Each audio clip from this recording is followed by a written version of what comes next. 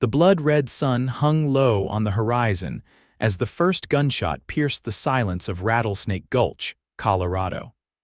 Hannah Thompson's hands shook as she crumpled the threatening letter, her husband's grave still fresh on the hillside cemetery overlooking their modest ranch. 3 months a widow, and already the vultures were circling. It was the summer of 1878, a time when the West was still wild and justice often came from the barrel of a gun rather than the gavel of a judge. At 32, Hannah never imagined she'd be fighting to keep her home while mourning the man she'd loved since she was 18.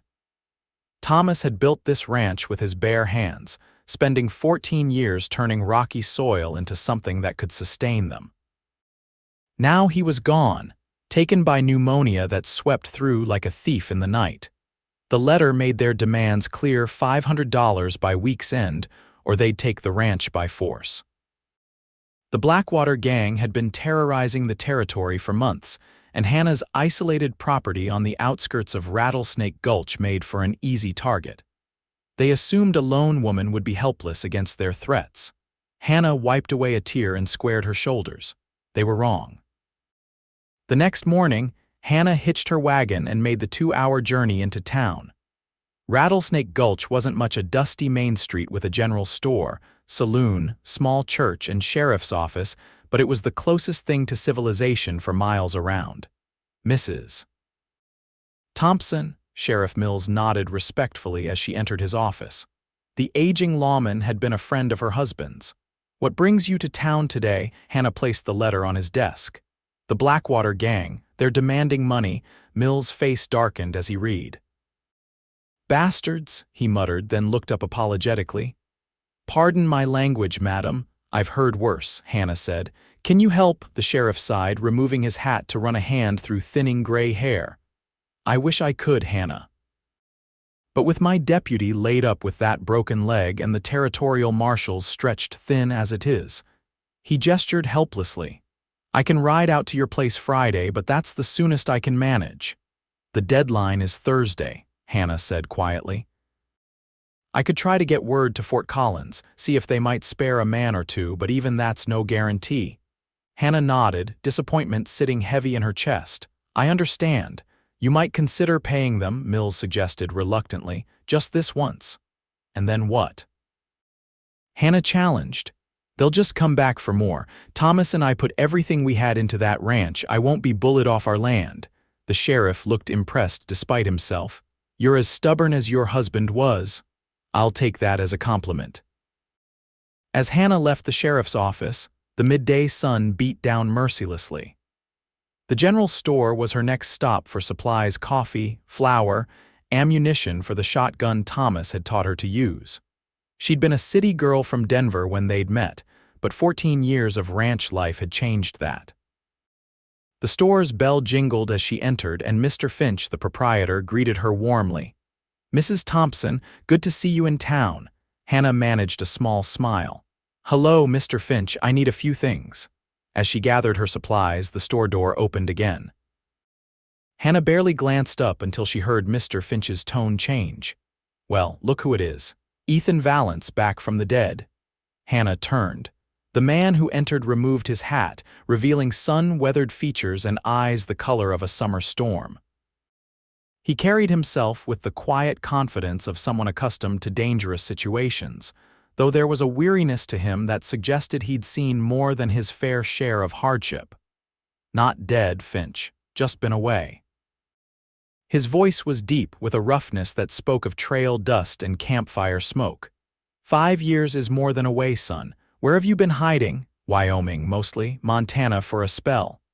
The stranger Ethan noticed Hannah and offered a polite nod. Mr. Finch seemed to remember his manners. "Mrs.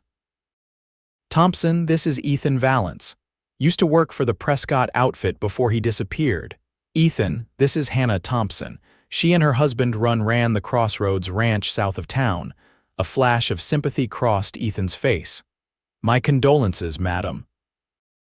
"Thank you," Hannah replied, discomforted by the intensity of his gaze. Something about this man unsettled her, though not necessarily in an unpleasant way. Mr. Finch continued chatting as he gathered Hannah's order. Ethan here was the best horse wrangler in 3 territories. Could gentle the meanest Mustang you ever saw. Ethan shrugged. You exaggerate, Finch. Do I? Remember that black devil of a stallion Brady brought in, the one that broke 2 men's ribs? A ghost of a smile touched Ethan's lips. Midnight, he just needed understanding, not breaking. Hannah found herself curious despite her troubles. What brings you back to Rattlesnake Gulch, Mr. Valance? Just passing through, he answered, though something in his expression suggested there was more to it. Heard there might be work in these parts. Always work for a man good with horses, Mr. Finch said, totaling up Hannah's purchases. That'll be $4.27, Mrs. Thompson. Hannah reached for her purse, only to find Ethan already placing coins on the counter. Please allow me, he said. That's not necessary, Hannah protested. Consider it a welcome-back gesture on my part, Ethan insisted. Besides, looks like you've got a heavy load. May I help you to your wagon? Before Hannah could argue further, he'd gathered most of her supplies. His courtesy was unexpected but not unwelcome.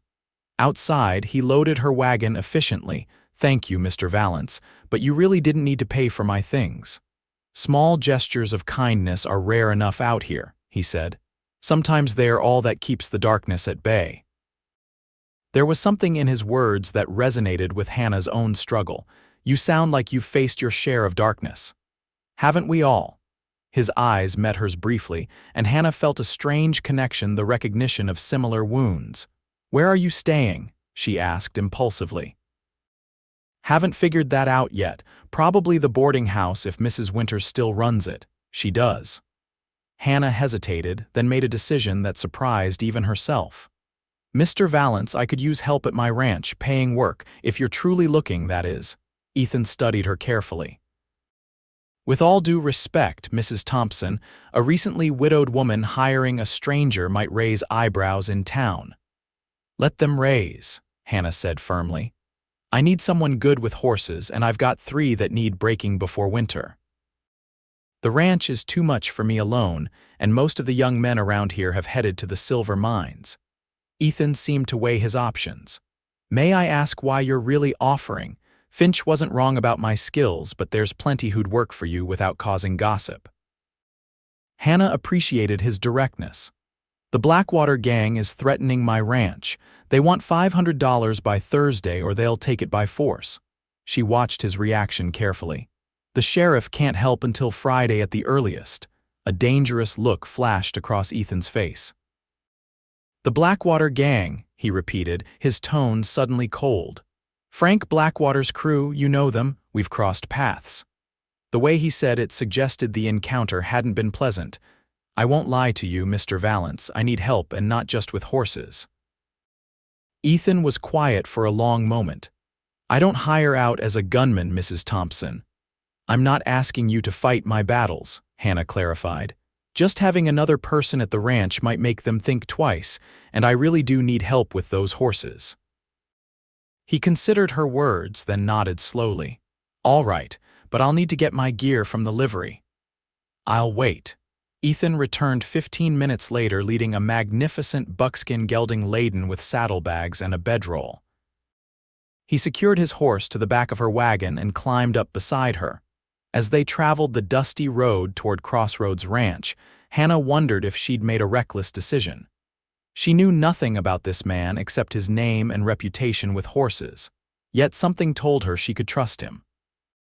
How many in Blackwater's gang these days? Ethan asked, breaking the silence. The letter was signed by 4 men, but Sheriff Mills thinks they've got at least 7 riding together. Ethan nodded thoughtfully. And they want money by Thursday. Why? I don't know, Hannah admitted. Thomas and I never had trouble with them before. After he died, I started hearing rumors they were watching the place, but I dismissed it as gossip until the letter came. Your husband, if you don't mind me asking, how long ago? 3 months, Hannah said softly. Pneumonia. It took him quickly. I'm sorry. They rode in silence for a while, the wagon wheels creaking over ruts in the road. Eventually, Hannah pointed to a distant ridge. That's Crossroads. You can just see the roof from here. The ranch came into view as they crested a hill, a modest but well-built house, barn, corral, and several outbuildings nestled in a small valley with a creek running through it. Mountains rose in the distance, still capped with snow despite the summer heat. "It's beautiful," Ethan said, genuine appreciation in his voice. Thomas chose this land because of that view. Hannah felt the familiar ache whenever she spoke of her husband. Said a man could look at those mountains every morning and remember what was important. As they approached, Hannah noticed Ethan scanning the surroundings with the careful eye of someone accustomed to watching for trouble.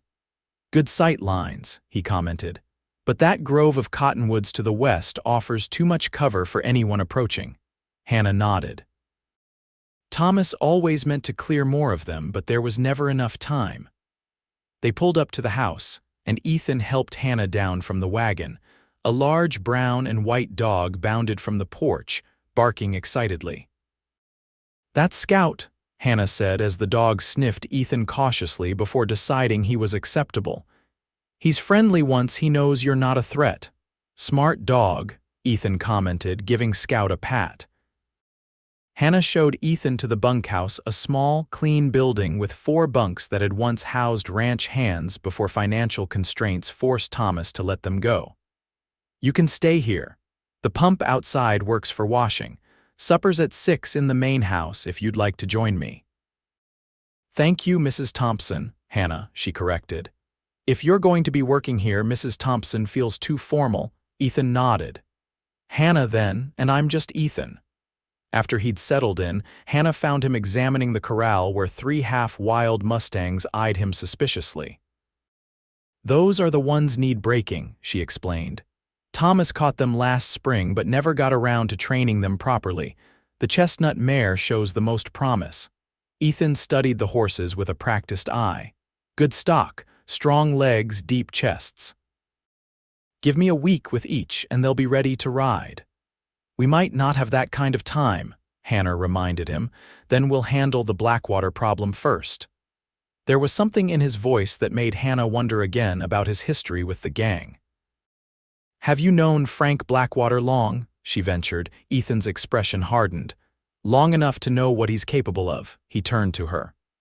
"Why does he want your land, Hannah? There must be a reason he's targeting you specifically." Hannah shook her head. "I honestly don't know. It's good grazing land, but there's better to be had closer to town. Mind if I look around? Might help me understand what we're up against." "Please do. I need to get these supplies put away and start supper." As Hannah unpacked her purchases in the kitchen, she watched through the window as Ethan methodically explored the property. There was something comforting about his presence, despite him being a virtual stranger. For the first time since Thomas died, she didn't feel completely alone. At 6 o'clock, Ethan knocked on the door, hat in hand. He'd washed up, his dark hair still damp at the temples. Hannah gestured him inside to a simple meal of beef stew, cornbread, and coffee. "This is mighty fine, Hannah," he said after the first few bites. "Been a while since I've had a home-cooked meal." "Where have you been eating?" "Trail food, mostly. The occasional meal in whatever town I was passing through." "You've been wandering a long time," Hannah observed. Ethan nodded, a shadow crossing his features. 5 years, give or take." "Never stayed in one place more than a few months. Running from something?" The question slipped out before Hannah could stop herself. "I'm sorry, that's none of my business." "No, it's a fair question, considering you've invited me onto your property."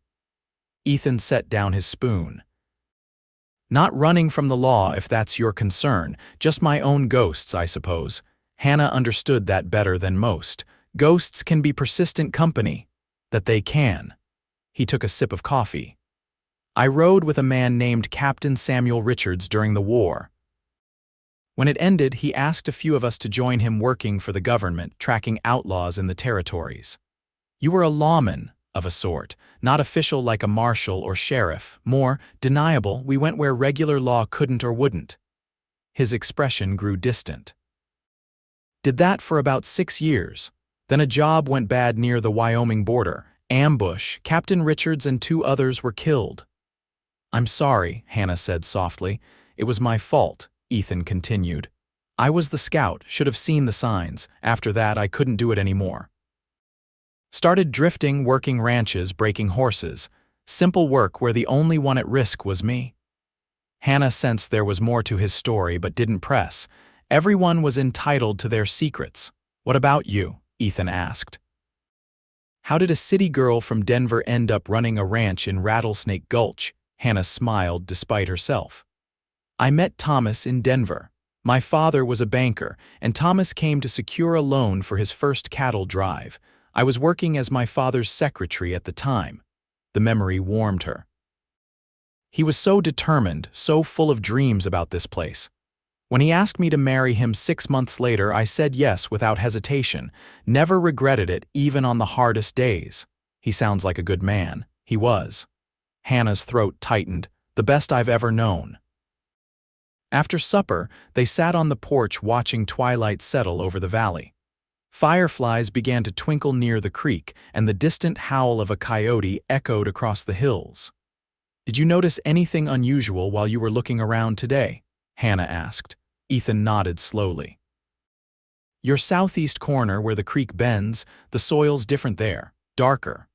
Thomas always said that was the best spot for gardening because of the soil. It's not just good for gardening, Ethan said quietly. Hannah, I think there might be coal on your property. Hannah stared at him. Coal? Are you certain? Not entirely, but I've seen enough coal country to recognize the signs. Would explain Blackwater's interest. Coal's valuable with the railroads pushing west. But why not just offer to buy the land? Hannah asked. Ethan's expression darkened. Because men like Frank Blackwater don't believe in paying for what they can take. He stood, suddenly alert. Someone's coming.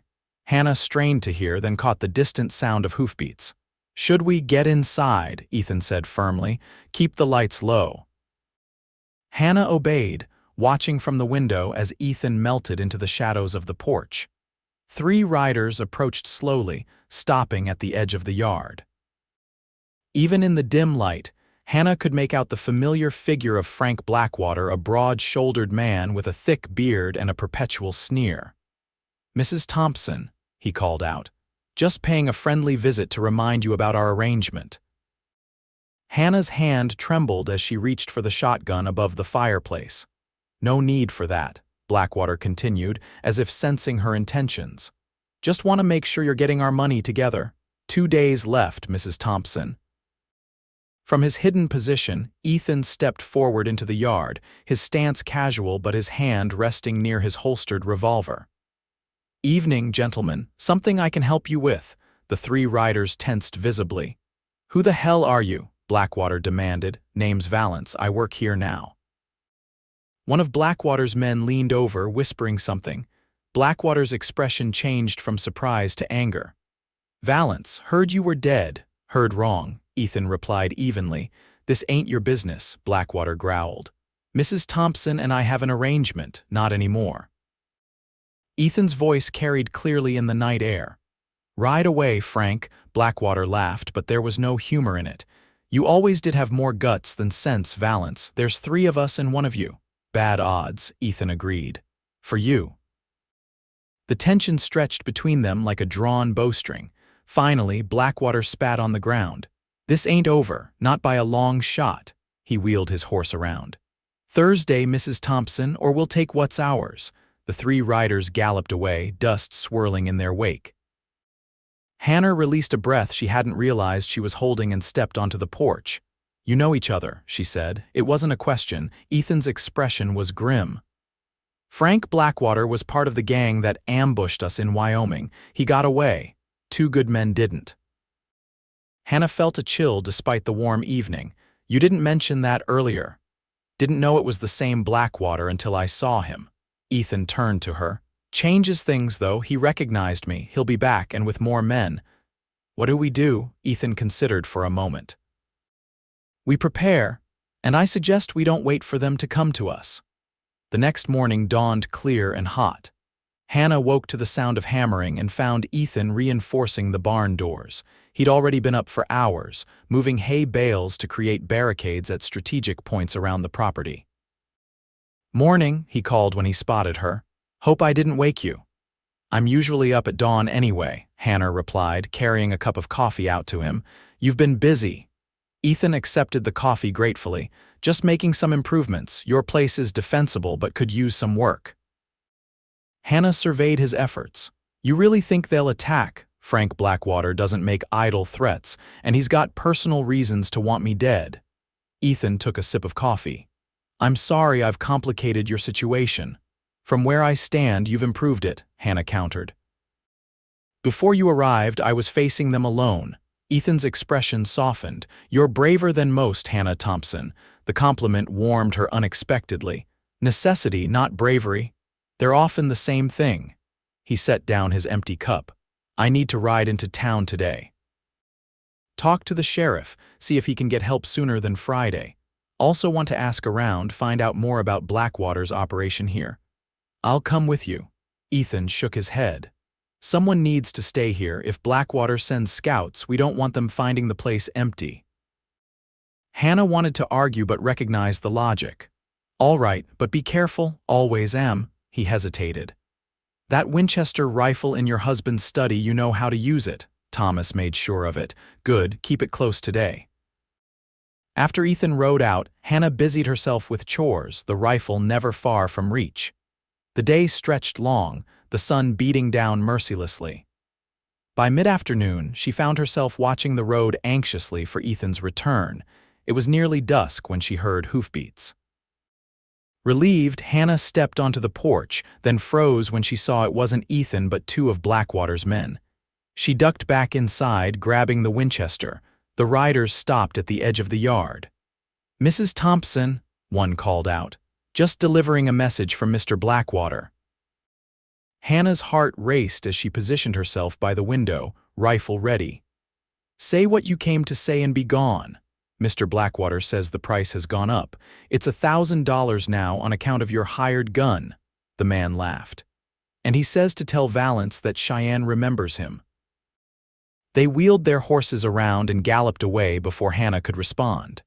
She remained vigilant by the window, unsure if it was a trick to draw her out. An hour later, Ethan returned, his expression thunderous when Hannah told him about the visitors. Cheyenne, he muttered. Should have known. What does it mean? Ethan paced the kitchen. Cheyenne's Frank's younger brother. He was part of the Wyoming ambush, too. He ran a hand through his hair. Sheriff Mills can't help. He's got 3 prisoners to transport to Denver tomorrow, can't postpone it. Sent telegrams to Fort Collins and Leadville for assistance, but no guarantees they'll arrive in time. Then we're on our own, Hannah concluded. Not entirely. I spoke to some men in town who have had trouble with Blackwater. A few are willing to stand with us, but they're not gunslingers. Just farmers and shopkeepers tired of being terrorized. That's something, at least. Ethan stopped pacing. Hannah, there's still time for you to leave. Go to town, stay at the hotel until this blows over, and let them take my home. She shook her head firmly. Never. They'll come in force tomorrow. It'll be dangerous. This is my land, Ethan. Thomas and I put everything into it. I won't abandon it. Ethan studied her for a long moment, then nodded. All right, then we need a plan.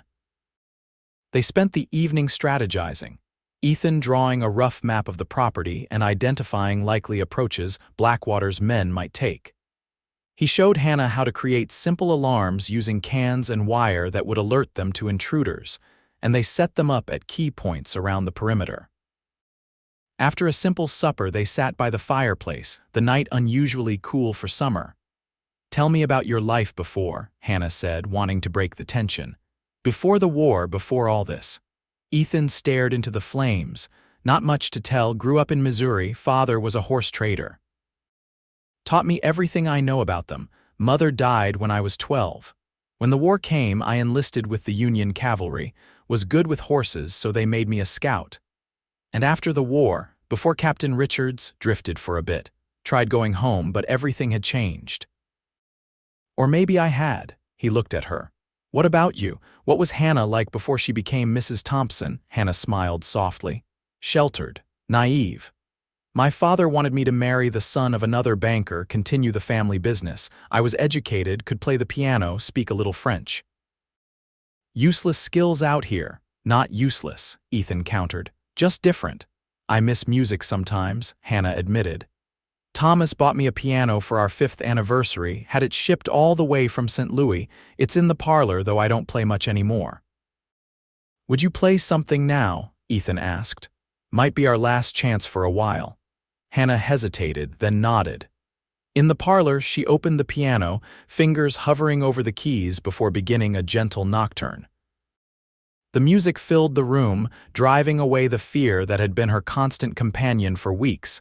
When she finished, she turned to find Ethan watching her with an expression she couldn't quite decipher. That was beautiful, he said quietly. Thank you. She closed the piano. We should get some rest. Tomorrow will be challenging. Ethan nodded. I'll keep first watch, wake you in a few hours. You don't have to. Yes, I do.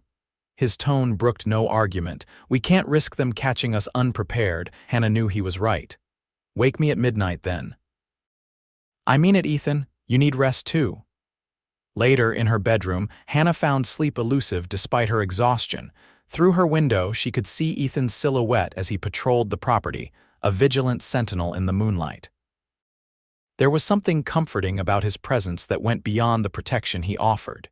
She wondered what might have happened if they'd met under different circumstances, not as a widow in danger and a wandering gunman, but as simply a man and a woman with no shadows between them. The thought startled her. Thomas had been gone only 3 months, and already her heart was betraying his memory. Hannah pushed the notion away, burying it beneath her grief and fear. Yet when she finally drifted to sleep, her dreams were not of Thomas but of storm-gray eyes and a gentle voice speaking of kindness in the darkness. Dawn broke with an ominous red sky. Hannah had taken the second watch as agreed, allowing Ethan a few hours' rest. She'd walked the perimeter every half hour, rifle ready, jumping at every sound. But the night had passed without incident. Now, as the sun crested the eastern hills, Hannah prepared a hearty breakfast. Ethan joined her in the kitchen, looking more rested than she'd expected. Red sky at morning, he observed, glancing out the window. Sailor's warning, Hannah finished. My father used to say that. Wise man. Ethan accepted a plate of eggs and bacon. They'll come today. Probably mid-morning when the sun's in our eyes from the east. Hannah nodded. The men you spoke to in town said they'd be here by 9. Ethan didn't look optimistic, but I wouldn't count on them all showing up. And if they don't, Ethan met her gaze directly. Then we do what we must. After breakfast, they made final preparations. Hannah changed into her most practical clothing, a plain skirt and blouse that allowed free movement. She braided her hair tightly and tucked it under a kerchief to keep it out of her face. Ethan moved hay bales to create cover near the house and barn, placing buckets of water strategically in case of fire. He checked and rechecked his revolver, a well-worn Colt that had clearly seen action before. By 9 o'clock, 4 men from town had arrived: Mr. Finch from the general store, Hiram Jones, who ran the livery, and 2 brothers named Peterson who farmed north of town. None were gunfighters, but all brought weapons and determination. Mrs. Thompson, Mr. Finch greeted her, hat in hand.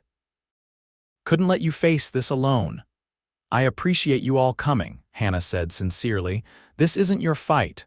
Blackwater threatened my boy when we couldn't pay his protection money, Jones said grimly. It's everyone's fight. Ethan outlined his plan, positioning the men where they could best support each other. The Peterson brothers would cover the barn, Jones would watch the creek approach, Finch would remain with Hannah near the house, and Ethan would meet Blackwater's men head-on in the yard. Remember, Ethan instructed, we're defending, not attacking. No one fires unless fired upon, and if things go badly, Mrs. Thompson's safety is the priority. The men nodded solemnly. The wait began, tension thickening the air like the coming storm that was building on the horizon. Thunder rumbled in the distance, promising rain by afternoon. At 10:30, Scout began to bark, alerting them to approaching riders. Hannah's heart hammered as she took position by the front window, Finch beside her with a shotgun. Steady now, Ethan murmured from the doorway. Let me do the talking. 8 riders emerged from the cottonwood grove, Frank Blackwater in the lead. Beside him rode a younger man with similar features Cheyenne, Hannah presumed. They stopped at the edge of the yard, spreading out in an intimidating line. Ethan stepped out onto the porch, his posture relaxed but alert. "Morning, Frank, quite a reception committee you've brought." "Valance," Blackwater spat. "Still playing hero, I see, not playing anything, just helping a neighbor." Cheyenne Blackwater leaned forward in his saddle. "You cost me 3 years in Wyoming Territorial Prison, Valance. You cost me 2 friends and a captain," Ethan replied evenly. "I'd say you got off light." Frank Blackwater's face contorted with anger. "Enough talk, we came for what's ours." "Nothing here belongs to you," Ethan said. "Turn around, ride out, and we all live to see another day," Frank laughed. "Look around, Valance, there's 8 of us, all experienced. What have you got, a woman and some shopkeepers?" His gaze swept the property. "You're outgunned, be smart for once." "I've got 4 good men, high ground, and something worth fighting for." Ethan's hand rested casually near his holster. "How about you, Frank? Your men ready to die for whatever scheme you've cooked up here?"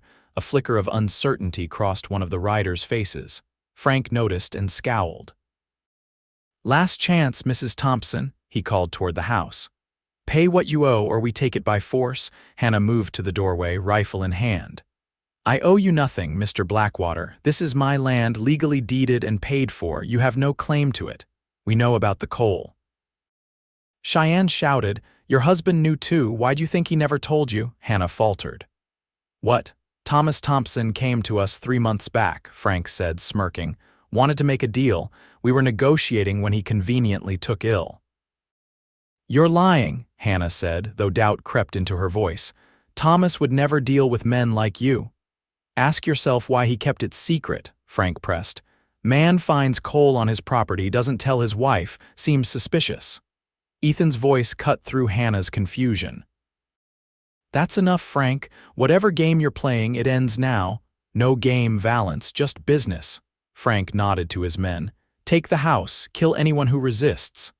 The Blackwater Gang spread out, reaching for their weapons. Ethan moved with lightning speed, drawing and firing in one fluid motion. Frank's hat flew off as the bullet grazed it, causing him to jerk back in shock. "That's your only warning," Ethan called. "Next one won't miss." Gunfire erupted from both sides. Hannah ducked back into the house, taking aim through the window.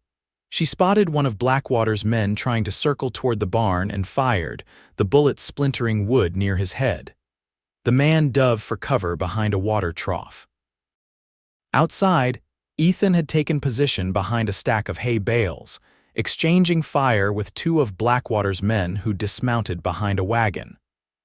The Peterson brothers were holding their own at the barn, while Jones fired steadily from his position near the creek. A bullet shattered the window beside Hannah, sending glass flying. She felt a sharp sting on her cheek but kept her position, Finch steadily reloading beside her. "You all right, Mrs. Thompson?" he asked, concerned about the blood on her face. "Just a scratch," she assured him, sighting down her rifle at a man trying to rush the porch. She fired and he fell, clutching his leg.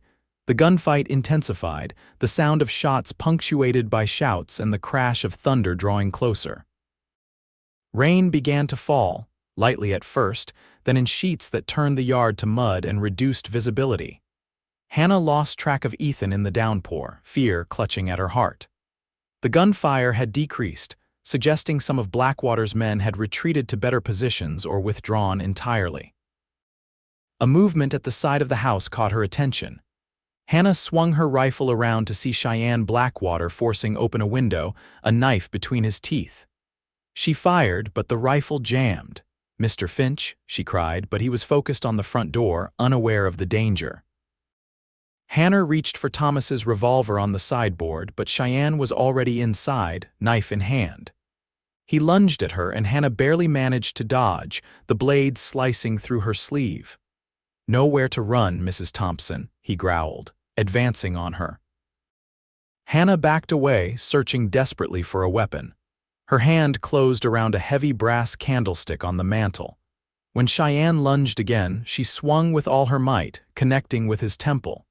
He staggered, giving Hannah the chance to flee toward the kitchen. Outside, the gunfight had shifted. Ethan had managed to wound 2 more of Blackwater's men, while the Peterson brothers had driven off another. Frank Blackwater, realizing his advantage was slipping, called to his remaining men to regroup. Hannah reached the kitchen just as Cheyenne recovered, blood streaming down his face from where the candlestick had struck him. His eyes burned with hatred as he cornered her against the stove. "You'll pay for that, woman," he snarled, raising his knife. Hannah's hand closed around the handle of a cast iron skillet. As Cheyenne brought his knife down, she swung the heavy pan upward, connecting solidly with his arm. The knife clattered to the floor. Before he could react, Hannah swung again, this time catching him across the jaw. Cheyenne crumpled, unconscious. Breathing heavily, Hannah grabbed some rope from the pantry and quickly bound Cheyenne's hands and feet. The sounds of gunfire had diminished outside, replaced by shouting. She cautiously approached the front of the house, where Finch was still guarding the door. Through the rain-streaked window, Hannah could make out 3 of Blackwater's men retreating toward the trees, one supported by the others. In the yard, Frank Blackwater stood alone, his gun trained on Ethan, who had somehow lost his weapon and stood exposed in the open. Hannah's heart stopped. "It ends here, Valance," Blackwater shouted over the rain. "An eye for an eye," Hannah raised her rifle, forgetting it had jammed. Before she could find another weapon, Frank's finger tightened on the trigger. A shot rang out, but it wasn't from Frank's gun. The outlaw staggered, a look of surprise crossing his face as he fell to his knees. Behind him stood Sheriff Mills, rifle still aimed. "That's enough, Blackwater," Mills called. "It's over." Hannah rushed outside, heedless of the rain, her eyes seeking Ethan. He stood motionless in the yard, rain streaming down his face, an expression of disbelief as he watched Frank Blackwater surrender to the sheriff. "Ethan," Hannah called, running to him. "Are you hurt?" He turned to her, seemingly coming back to himself. "I'm all right, you're bleeding." His hand gently touched her cheek where the glass had cut her. The simple contact sent warmth through her despite the cold rain. "It's nothing," she assured him. "Cheyenne is tied up in the kitchen. He tried to ambush me." Something dangerous flashed in Ethan's eyes. "Did he hurt you?" "No." A skillet to the jaw convinced him to take a nap. A smile broke through Ethan's grim expression. "Remind me never to cross you in the kitchen." Sheriff Mills approached, leading a handcuffed Frank Blackwater. "Mrs. Thompson, looks like I arrived just in time." "Thank you, Sheriff," Hannah said sincerely. "But how did you know to come today? I thought you were transporting prisoners." "Marshall took them this morning instead," Mills explained. "When I got back to town, Mr. Parker from the telegraph office told me Blackwater's gang was planning to hit your place today." He nodded toward Ethan. "Seems like you found good help, though." Ethan acknowledged the compliment with a nod. "Sheriff, Cheyenne Blackwater's inside, unconscious but alive, and there's something else you should know.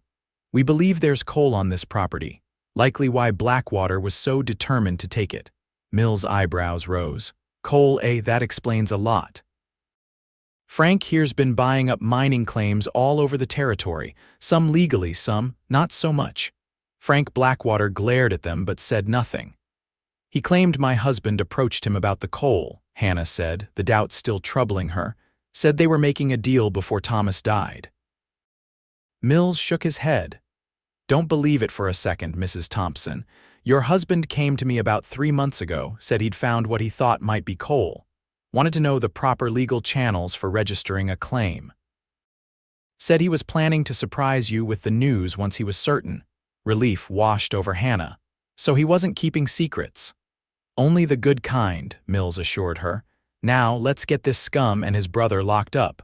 The territorial marshal will want to speak with both of them." As the sheriff led Frank away, the other men began to emerge from their positions. The Peterson brothers had minor injuries but were otherwise unharmed. Jones had taken a bullet in the arm but insisted it was just a scratch. Finch looked shell-shocked but proud of his part in the defense. "Thank you all," Hannah said, emotion thick in her voice. "I can never repay what you've done today." "No need, Mrs. Thompson," Hiram Jones said gruffly. "Neighbors help neighbors. That's how we survive out here."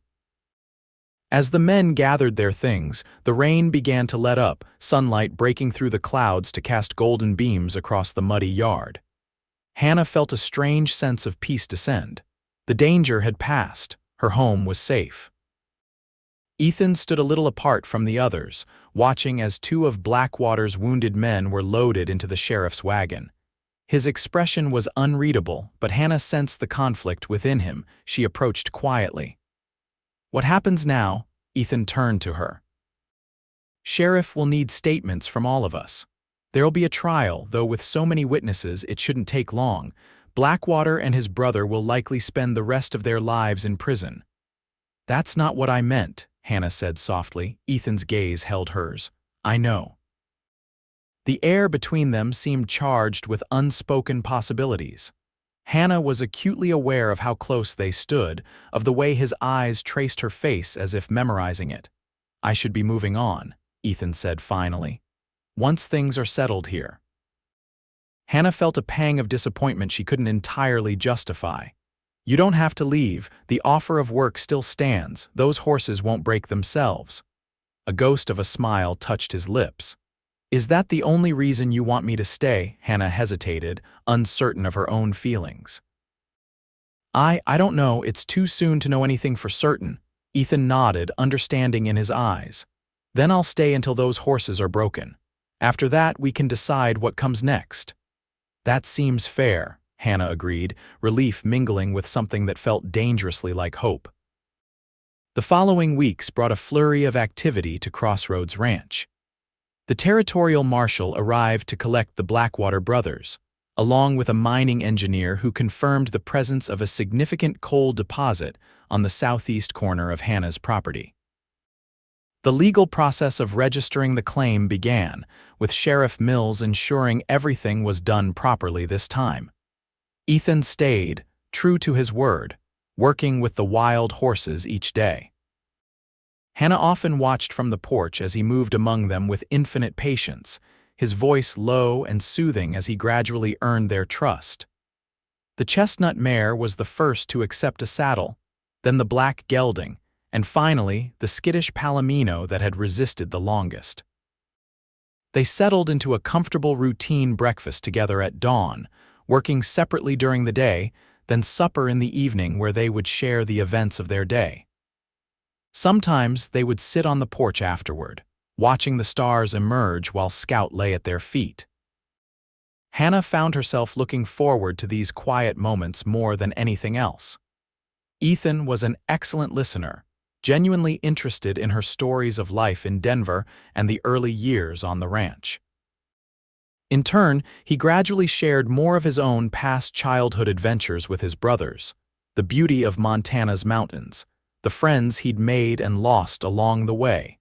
Neither mentioned the growing attachment between them, though Hannah felt it strengthening with each passing day. It seemed too fragile yet, too new to be examined in the harsh light of acknowledgement. One evening, nearly a month after the Blackwater incident, Hannah played the piano while Ethan listened from the doorway. When she finished, she turned to find him watching her with such tenderness that her breath caught. "You've brought music back to this house," he said quietly. "You've brought a lot of things back," Hannah replied, surprising herself with her honesty. Ethan crossed the room slowly, sitting beside her on the piano bench. "Hannah," he began, his voice unusually hesitant, "I finished breaking the last horse today." Her heart sank. "So you'll be leaving then?" "That depends," his eyes held hers, "on whether there's a reason for me to stay." Hannah's pulse quickened. "What kind of reason would you need?" "A truthful one," Ethan said simply. "I've spent 5 years running from what happened in Wyoming, moving from place to place, never allowing myself to put down roots." His hand covered hers on the piano keys. "But these past weeks, I've started to think that maybe it's time to stop running." Hannah turned her hand beneath his, their fingers intertwining. "I've been living in the past since Thomas died, holding on to memories because they felt safer than facing the future." She took a deep breath. But lately, I've been thinking about the future again, and in that future, I see you, Ethan. His free hand gently traced the fading scar on her cheek from the broken glass. I care for you, Hannah, more than I thought possible after all this time. I care for you too, she whispered. And it frightens me how quickly it happened. We don't have to rush, Ethan assured her. We have time now. Hannah nodded, grateful for his understanding. Stay, she said simply. Not just as a ranch hand, as whatever this is becoming between us. Partner, Ethan suggested, a smile lighting his eyes, in every sense of the word. Partner, Hannah agreed, returning his smile. I like the sound of that. As summer turned to autumn, their partnership deepened. Ethan helped Hannah negotiate a favorable contract with a mining company for the coal rights, ensuring she maintained ownership of the land while receiving a percentage of the profits. With the proceeds, they hired 2 ranch hands and purchased additional cattle, expanding the operation beyond what Thomas had ever managed. Word of the coal discovery brought new settlers to Rattlesnake Gulch, transforming the sleepy town into a growing community. Hannah used part of her newfound wealth to help establish a proper school, remembering how Thomas had always talked about the importance of education on the frontier. Through it all, Ethan remained by her side, his steady presence a constant she came to rely on. They moved cautiously in their growing relationship, both aware of the ghosts that still lingered. Hannah sometimes felt guilty when she caught herself looking at Ethan with feelings that went beyond friendship or partnership. But increasingly, she came to understand that loving Ethan didn't diminish what she'd shared with Thomas. It honored the capacity for love that Thomas had nurtured in her. As the first snowfall dusted the mountains, Sheriff Mills rode out to the ranch with news. The Blackwater brothers had been sentenced Frank to 20 years, Cheyenne to 15 for their crimes across the territory. Thought you'd want to know it's officially over, Mills said, accepting a cup of coffee in the warm kitchen. No chance of them troubling you again. Thank you, Sheriff, Hannah said. That brings considerable peace of mind. Mills nodded toward Ethan, who was chopping wood outside. Seems like you've found other sources of peace as well. Hannah smiled, not bothering to deny it. Life has a way of surprising you. That it does, Mrs. Thompson, that it does. The sheriff finished his coffee and stood to leave. By the way, Judge Parker asked me to give you this. He handed her an envelope. Something about your husband's original coal claim. After Mills departed, Hannah opened the envelope to find official documentation confirming Thomas's preliminary claim to the coal deposits, dated 3 days before his death. Attached was a personal note he'd written to her, apparently meant to accompany the official announcement. My dearest Hannah, by the time you read this, I'll have confirmed what I suspect, that our land holds more treasure than just the life we've built upon it. This coal discovery means security for us, a future without the constant struggle that has marked our years here. But the greatest treasure remains you, my love. Everything I've done has been to ensure your happiness and safety. Forever yours. Thomas. Tears blurred Hannah's vision as she read the note again. It was as if Thomas was giving his blessing from beyond, assuring her that moving forward didn't mean betraying the past. Ethan found her still sitting at the kitchen table, the letter in her hands. Hannah. What's wrong? She handed him the note without speaking. As he read, understanding dawned in his eyes. He loved you very much, Ethan said softly, returning the letter. Yes, he did. Hannah carefully folded the paper, and I'll always love him. But I've learned that the heart has an infinite capacity for love. She met Ethan's gaze steadily. There's room in mine for you too if you want it. Ethan knelt beside her chair, taking her hands in his. I've wanted that since the first time I heard you play the piano. But I needed to be sure you were ready. I am, Hannah said with certainty. I don't know what the future holds, but I want to face it with you. Then we will. He leaned forward, his lips meeting hers in a gentle kiss that held both promise and affirmation. That Christmas Eve, with snow falling gently outside, Ethan and Hannah stood before Reverend Collins in the small church in Rattlesnake Gulch. The building was crowded with well-wishers, the men who had stood with them against Blackwater, the new families drawn by the cold discovery, and the longtime residents who had watched Hannah's journey from city girl to capable rancher. As they exchanged vows, Hannah thought about the strange path that had led her here from Denver to Crossroads Ranch, through love and loss and love again. When Ethan spoke the words, "I do," his voice steady and sure, she felt Thomas's memory not as a shadow between them, but as a light guiding them forward. Later, at the reception in the newly built town hall, Sheriff Mills raised a toast to the couple. To Hannah and Ethan, proof that even in our harshest territories, love finds a way to flourish. As glasses clinked and congratulations flowed, Ethan leaned close to Hannah's ear. "Happy, Mrs. Valance. Happier than I thought possible again," she replied truthfully. "And you?" "I spent 5 years searching for something I couldn't name," Ethan said. "Turns out I was looking for home. For you."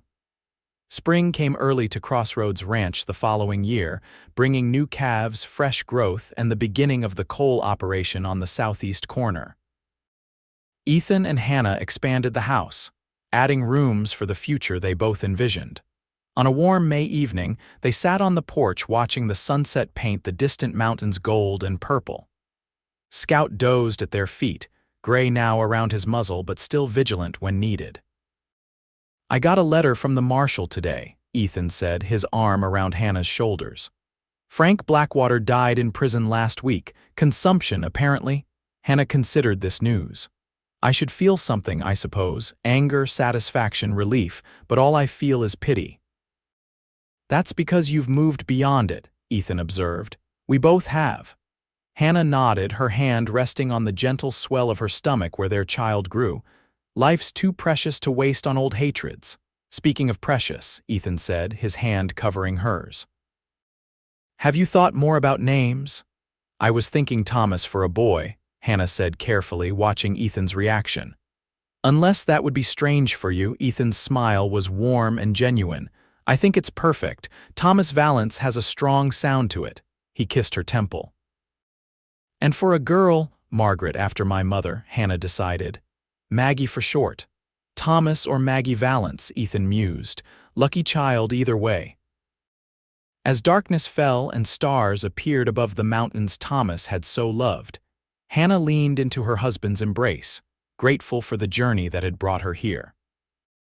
The ranch that had once been her and Thomas's dream had transformed into something new, a legacy for future generations, built on love both past and present.